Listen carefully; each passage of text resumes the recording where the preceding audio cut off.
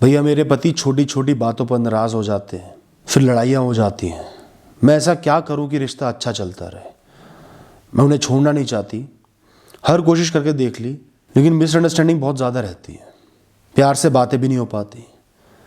मैं भी चिड़ी रहती हूँ, इस वजह से मैं भी उल्टा बोल जाती हूँ।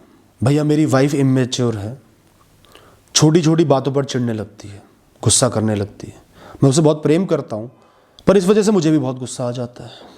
दोस्तों वैसे तो ये 2 प्रश्न पढ़ के सुनाए, पर ऐसे ही बहुत से प्रश्न मेरे पास आते हैं जहां आपका पार्टनर, पति या पत्नी शायद थोड़े से इमेच्योर है, थोड़े से कम समझदार है, या थोड़े से चिड़चिड़े हैं, या उनको गुस्सा ज्यादा आता है। तो ऐसे रिश्ते को कैसे बनाकर रखें, प्रेम भाव कैसे बनाकर रखें? क्योंकि आपको भी गुस्सा आएगा, वो चिड़चिड़े होंगे, आप भी चिड़चिड़े हो जाओगे। कुछ बातें बोलूंगा, शांत मन से न्यूट्रल होके उनको अपने मन में उतारना, जीवन में उतारना, और आप दोनों का रिश्ता बहुत अच्छा चलेगा, बहुत बढ़िया चलेगा। सबसे पहली बात, आपका पति या पत्नी आपका है, वो आपके जीवन का हिस्सा है, जैसे माता पिता या बच्चे होते हैं। तो अगर आपको समझ में आ गया है कि वो थोड़ा सा इमेच्योर है, अगर वो इमेच्योर है तो इसका ये मतलब हुआ कि आप मैच्योर हो। एक को तो मैच्योर बनना पड़ेगा, समझदार बनना पड़ेगा, तो आप ही समझदार बन जाओ। तो बजाय उनको पति या पत्नी की तरह ट्रीट करने के, कुछ समय के लिए अपने बच्चे की तरह ट्रीट कर दो ना। अगर आपका बच्चा इमेच्योर है तो क्या आप उससे रिश्ता तोड़ दोगे?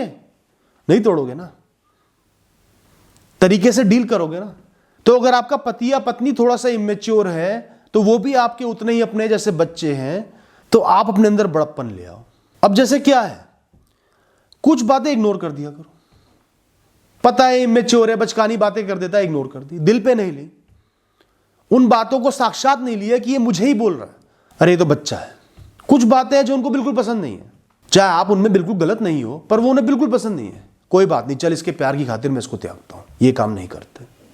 इतनी मैच्योरिटी भी अपने अंदर ले आओगे ना तो रिश्ता बहुत सुधर जाएगा। लेकिन इसके लिए अहम हटाना पड़ेगा, ईगो हटाना पड़ेगा कि मैं क्यों कॉम्प्रोमाइज करूं, मैं पत्नी हूं, मैं कॉम्प्रोमाइज नहीं करूंगी, मैं पति हूं, मैं कॉम्प्रोमाइज नहीं करूंगा। अपने अंदर से ही अहम हटा दो। रिश्ता तो आपका भी है ना, आपको भी तो सुख शांति चाहिए जीवन में, रिश्ते को अच्छे से चलाना है, उसके लिए थोड़े एफर्ट्स डाल दो, थोड़े मैच्योर बन जाओ, थोड़े बड़े बन जाओ। कई बार आपको कुछ कहना है, आपको पता है वो इस समय नहीं सुनेंगे, इस समय चिड़चिड़ा रहे हैं गुस्से में, तो उसी समय उस बात को नहीं थोपना। वो गुस्सा शांत होने का इंतजार कर लो, कुछ समय बाद जब मामला ठंडा पड़ जाए तब उस बारे में बात करना। गर्म माहौल में उससे बात मत करो जब आपको पता है वो नहीं सुनता या नहीं सुनती। दोस्तों अपने मन की शांति को जीवन में सबसे ज्यादा आपको वैल्यू देनी है। उसके लिए जितना कर सकते हो आपको करना है, कदम आगे बढ़ा के आपको एफर्ट्स डालने हैं।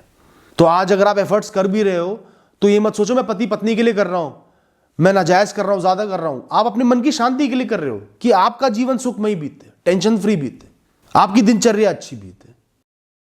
दोस्तों समझदारी इसी में है, जब भी कोई बात होती है सिर्फ अपने पक्ष का मत सोचो, मैं कहां सही हूं ये मत सोचो, वो कहां गलत है ये मत सोचो। उनके जूतों में एक बार पांव रखकर देखो, मैं उनकी जगह होता तो शायद मैं भी इतना ही गलत हो जाता, मेरे विचार भी यही होते, मैं भी ये गलती कर देता।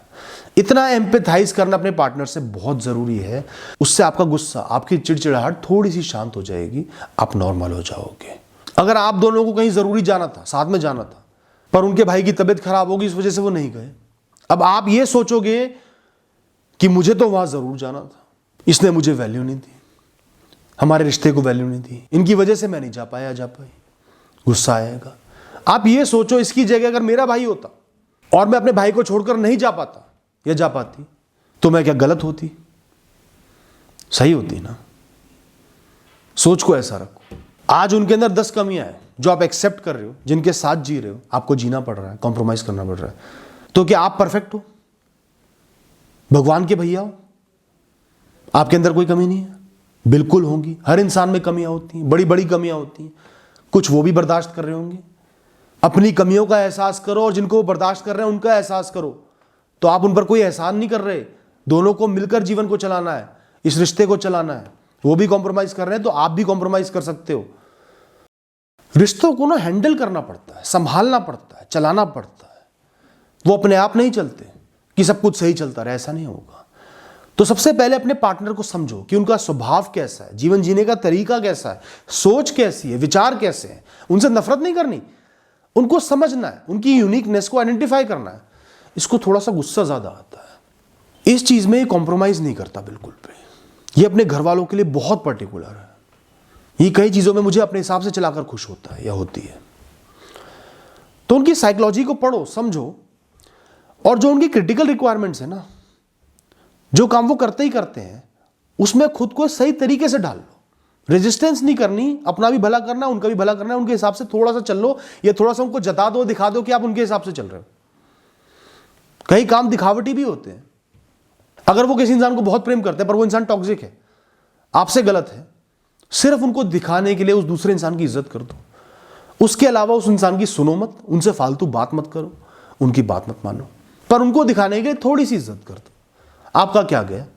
तो आपको अपने पति या पत्नी की आइडेंटिटी को, पर्सनैलिटी को मेंटेन करना है, उसकी यूनिकनेस के साथ चलना है, बनाकर चलना है, तोड़कर नहीं। जब भी उन पर गुस्सा आए, उनकी अच्छाइयों को याद करो। जब वो आपके साथ अच्छा करते हैं, जब वो प्रेम दिखाते हैं, प्रेम जताते हैं, कुछ तो अच्छा करते ही होंगे। जो लास्ट उन्होंने आपके साथ अच्छा काम किया था, आपको सरप्राइज किया था, कुछ भी अच्छा किया था, उसको याद कर लो। थोड़ा सा गुस्सा शांत हो जाएगा, उस क्षण के गुस्से से बाहर निकल पाओगे। दोस्तों, समझदार लोग दूसरों को मैनिपुलेट करते हैं, उनसे झगड़ते नहीं है, रेजिस्ट नहीं करते। हर इंसान में अहंकार होता है, अहम होता है। अगर आप उसको थोड़ा सा सहला दो ना, थोड़ा सा प्रेम कर दो उनके अहंकार को, वो आपके हिसाब से चलने लगेंगे।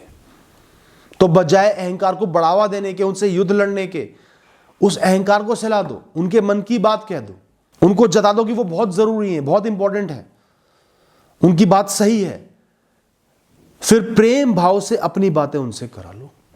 आज वो कुछ गलत कर रहे हैं, पहले बोल दो बिल्कुल सही कर रहे हो, मैं तुम्हारे साथ खड़ा हूं। फिर धीरे धीरे अपनी बात जता दो, गलती का एहसास दिला दो। तो काम कराने का एक तरीका होता है, समझदारी होती है। खाली गुस्से से, चिढ़कर या ईंट का जवाब पत्थर से देने से काम नहीं बनते। लोगों को हैंडल करो, मैनिपुलेट करो, अपने हिसाब से चलाओ, और उसके लिए उनके अहम को पॉलिश करना, केरेस करना बहुत जरूरी है। जो भी आपके कोई इश्यूज हैं, कॉन्फ्लिक्ट्स हैं, लड़ाइयां हैं, उनको कभी भी गुस्से में मत सुलझाने की कोशिश करो। गुस्से में हल नहीं निकलेगा, सिर्फ बात बढ़ेगी। पहले गुस्सा शांत करना है। जब माहौल शांत हो जाए, लाइफ थोड़ी सी नॉर्मल हो जाए, तो हल निकालना है। इश्यूज को पेंडिंग करना सीखो कि अभी दोनों गुस्से में हल नहीं निकलेगा, अभी इसको छोड़ देते हैं, आपस में बातचीत कर लेते हैं, बातचीत चालू कर लेते हैं। फिर जब माहौल शांत हो जाएगा तब सॉर्ट आउट कर लेंगे, तब हल निकाल लेंगे मिलजुल कर। पर दोस्तों, जो भी मैंने आपको आज बातें बताई हैं, हल बताए हैं, ये एक आम जीवन में चलते हैं। कमियां सब में होती हैं, कुछ गलतियां सब करते हैं, गुस्सा सब में होता है। तो एक नॉर्मल रिश्ते को चलाने में बहुत काम आएंगी। लेकिन अगर आपका पार्टनर टॉक्सिक है, मार पिटाई ही कर रहा है या कर रही है, ब्लैकमेलिंग ही कर रहा है या कर रही है, कुछ बहुत ही गलत कर रहा है, कर रही है, चीटिंग ही कर रही है, धोखा ही दे दिया, ये बातें उन चीजों के लिए लागू नहीं होती हैं। Thank you and all the best.